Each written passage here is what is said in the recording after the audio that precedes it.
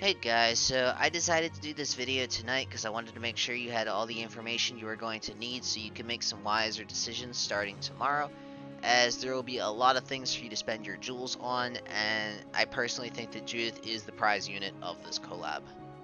So, some of you might notice she resembles a certain Persona character.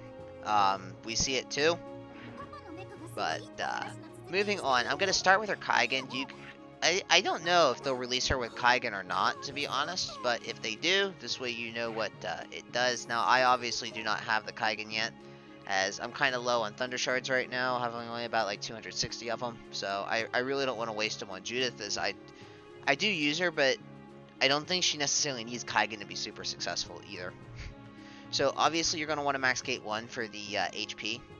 However, her Gate 2 is going to upgrade her booster plus 2 from 20% agility to 25% agility and plus 15 physical attack. I really don't think that's necessary. Judith is not an attacker by any stretch of the imagination. She does like no damage. Now, she does have some jobs obviously that can do damage, but I rarely ever run them because it's like I just don't know why you'd run her like as a let's say a machinist when you could run Magnus, you know? I just think there are better options for these slots than Judith can perform. There's no reason to run her as such.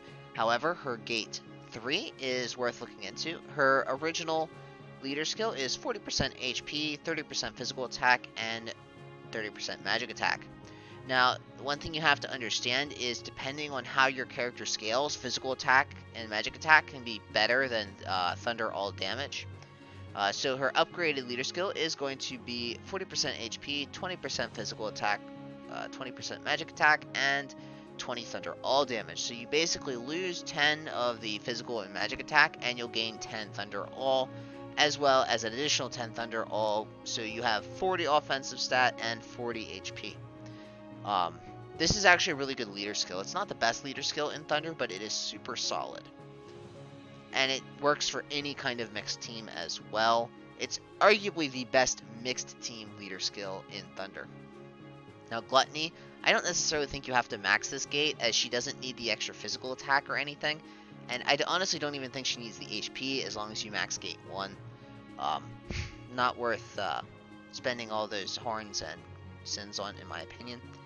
As for her Gate 5, it is going to upgrade one of her buffs that gives 50 thunder all damage to a 80 thunder all damage, and it's going to make it stackable. Now, it says the database says it can stack 10 times, but you only have 3 charges of the skill, and the buff only lasts 3 turns, so obviously getting 10 charges is kind of unrealistic. You might be able to pull off 6 if you have a Judith Merc, but at that point, you're basically just looking to see how high you can go. This isn't really a practical strategy, per se. But it is very good, and I do think her Gate 5 is worth maxing for that reason. So, Judith is a support unit, and as a support unit, she is more focused towards the offensive side of things.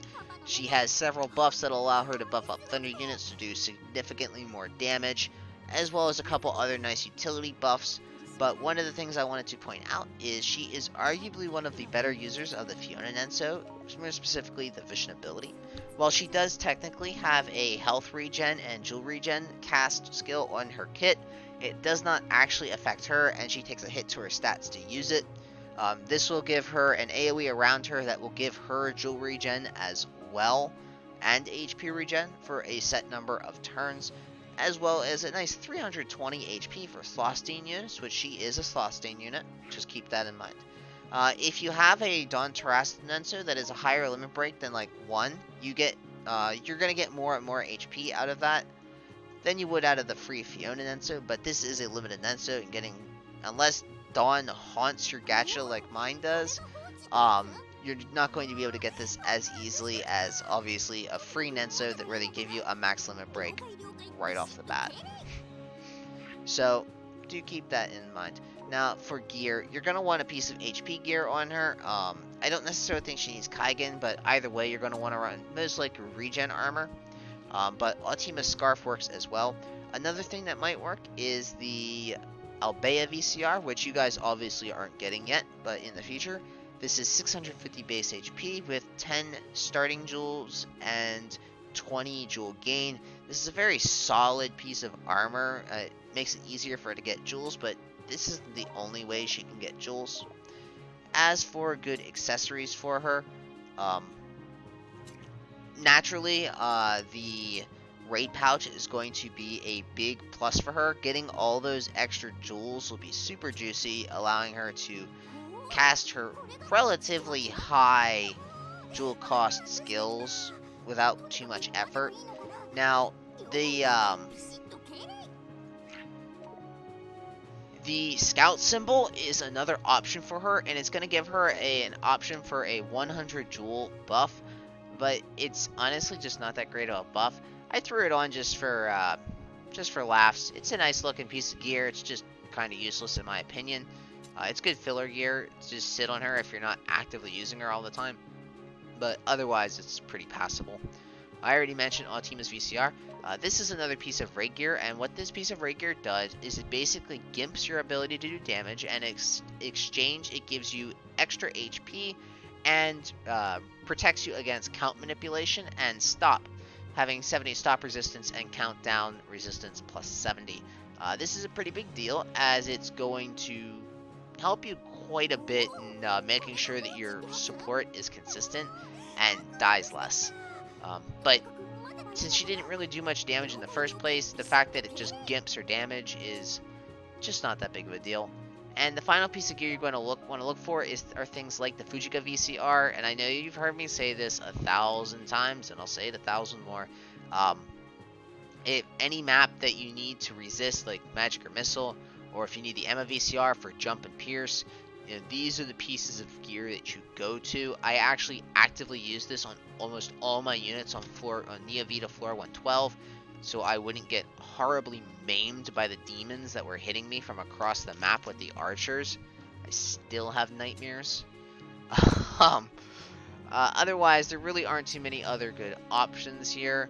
Technically speaking, she does have access to the weapon ability on this. And the whole reason that machinists get this weapon ability, which is basically additional giant damage, is because she has access to that machinist class, but she just doesn't really use it, to be honest. As once again, she's just better as a support than she is in her damage options. Last thing I want to point out is the 3rd anniversary gear. If you're a Toggle player, is a good option. It gives you some extra rate heals. You can never say no to some extra heals, you know? That's why Saint Meteor is such a good option, and it works, and Saint Meteor works on her as well. As for her loadout, you're going to want to run her sub and her main for her unique, and you're going to want to run her unique reactive. And her unique reactive is going to basically just be a renamed Berserker reactive. It'll give her 20 jewels every time she gets hit, and this will allow her to more easily cast some of her higher jewel cost skills. And her skills do cost quite a few jewels. Booster plus 2 is a no-brainer here. All that extra speed, why wouldn't you? And I believe this last passive here is actually from her unique, and it looks like it gives her like 1 jump, 1 move, and some extra speed. She doesn't need any damage from any of this stuff, so speed is just a good option overall. So let's go ahead and hop into a map. So I can't really showcase what Judith does without using another unit, so what we're going to do is we're going to toss her into a map with Gerard, and we're going to see just how much she can affect Gerard's damage, because that's really what she's here to do.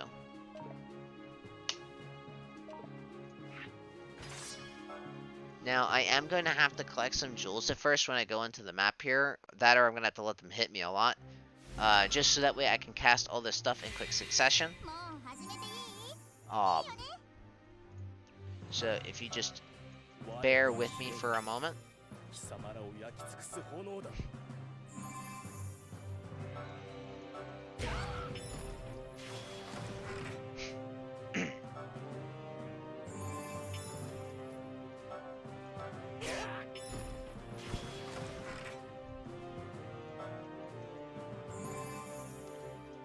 I'll just gather this. And I think that'll be enough to do what I want to do.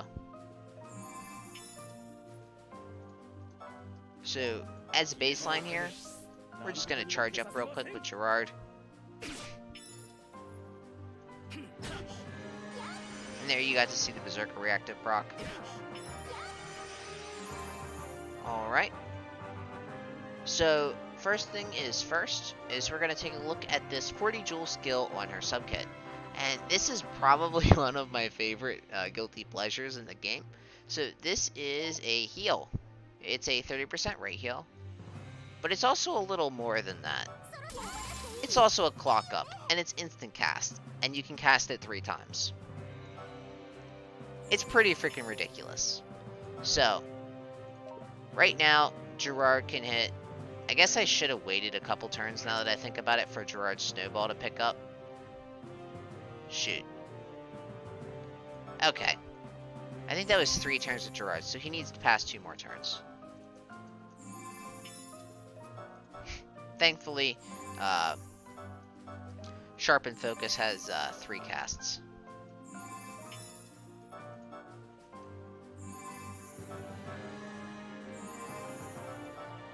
Okay, so now that we've made up, kind of, for the mistake I made, and I'm really tired and do not feel like redoing this, we're going to get a good test of Gerard's baseline damage here with the maxed out snowball. So, with his snowball maxed out, we're looking at about 20,600 damage. So, make sure you remember that number. This is the highest damage he's going to hit. His other skill does not hit as high as this. So 20,600 damage.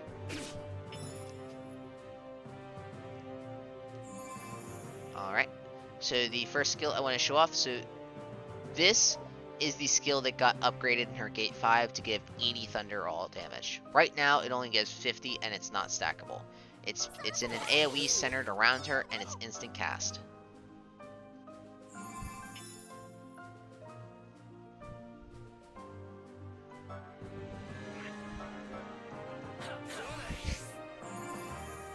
Alright, so the next one is going to be an AoE buff, and bear with me, this one's a little bit awkward.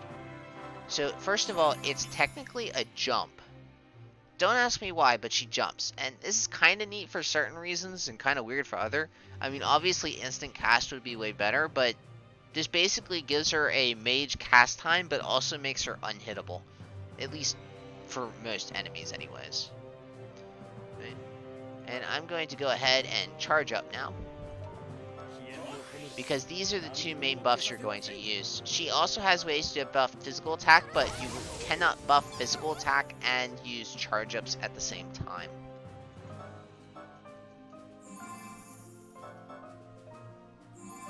So 20,600 damage has now become 28,164. So we're looking at almost 8,000 swing in charge up damage. And don't forget that all of those buffs were AoE, so it's not like you'd only have Gerard on that map. You would have other units like Mayfawn's maybe not the best example, because Mayfawn doesn't have many thunder skills. She doesn't have any thunder skills in global, I don't think.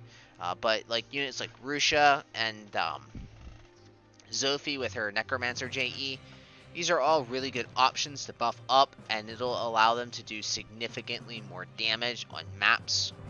And don't forget that you also have the added utility of the heals and the clock ups, as well as the jewel regen AoE casts and the HP regen casts. It's pretty nutty what her kit is capable of doing.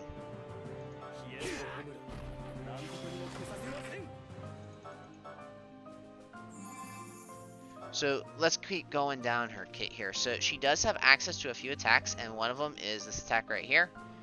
And you won't obviously be able to see it against an enemy that's weak to you, but as you can see, it does like no damage.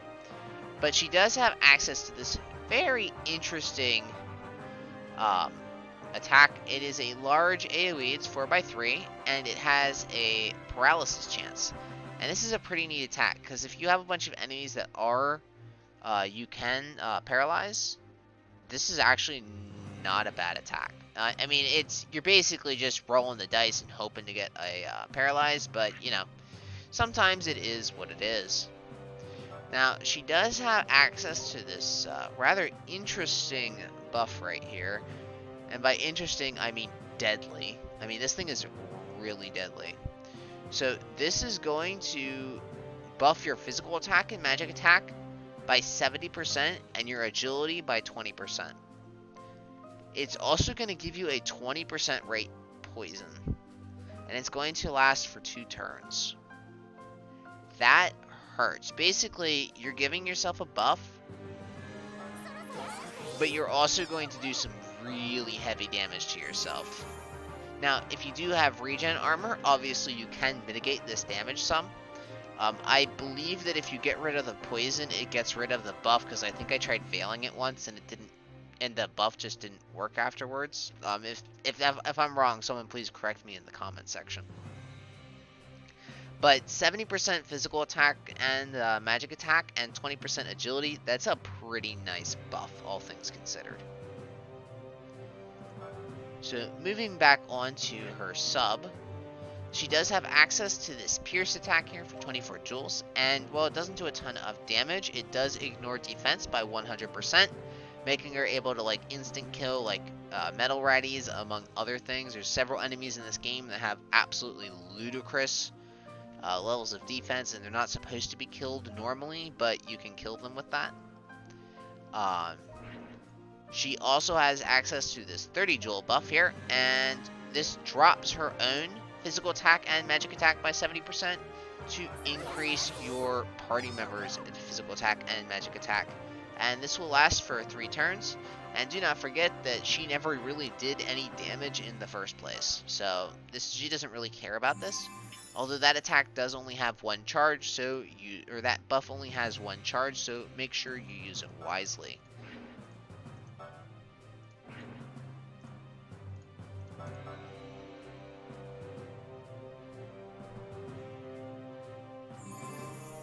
And now finally on the kit, we have this last AoE here, and this is going to give Jewel and health regen.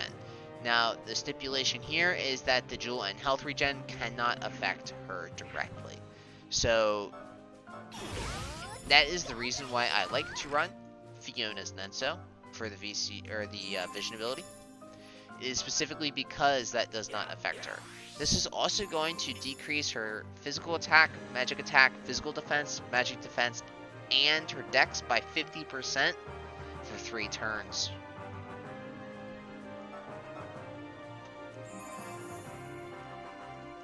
So finally, we do have the vision ability here, and as you can see, it can affect Judith in this instance. However, it is centered around her, so unlike the sub skill that can be done at a range, this one is centered around her, so do keep that in mind. And finally, we do have this absolutely useless 100 joule buff, and it's going to basically buff everything by 30% and your speed by 15. Not particularly impressive, but you know, it is what it is. One thing I do want to mention is that you do not necessarily have to run the passive that I had, specifically the +1 move and jump and agility plus 5%. I personally like the move, however, her unique also has a buff duration +1 passive if you think that would suit your needs more. And that is Judith in a nutshell. She's a very powerful support, and I've used her on several maps in order to hit numbers that I wouldn't have been able to hit otherwise. And I'm currently not even using her at her maximum potential. Once she has her Kaigan and her Gate 5 done, those numbers that Gerard was pulling off, well, if you get 80 Thunder all damage instead of 50, and it stacks 3 times, you'd be going from 50 Thunder all damage to 240 all damage, which is essentially almost 5 times as much Thunder all damage as she was capable of outputting before. Now, once again, this is pretty niche usage. There's only going to be 1 turn where you can get that kind of damage off, but the point is it's an AoE, and you'll be able to do it on your entire party for 1 turn. And you should have multiple turns of 160 Thunder all damage as well. And even if you just take it, the base at 80 Thunder all damage, it's just a lot of extra damage for several turns too. You can spread this out over multiple turns, waiting for it to wear off before you recast it. There's just a lot of things that you can do with her. And yeah, she's a very offensive buffer, but we love her for it. So thanks for watching as always, guys. This is probably going to be my last video in the Attack on Titan series, as I've pretty much gone over the collab in full. I will not be going over Bado because I honestly am not 100% sure what he does, as I never raised him and have never really used him. I mean, I could go down and read it off the database, but so can you guys, and if I don't have anything else really to add to it, there just isn't that much of a reason for me to make a video on it, since I just really don't fully comprehend his kit. The only thing I know about Bado is he does more damage basically the lower his HP gets. So thanks for watching as always, guys. Thanks for watching all 4 videos in this series. I hope you guys do enjoy the Attack on Titan collab. It was probably one of the best collabs that we've had in Japan. It was very generous by Gumi standards in Japan, and I wish Gumi was still that generous these days. But, you know, sometimes you just kind of got to go with the flow, and things are the way they are. So, I hope to see you guys next time.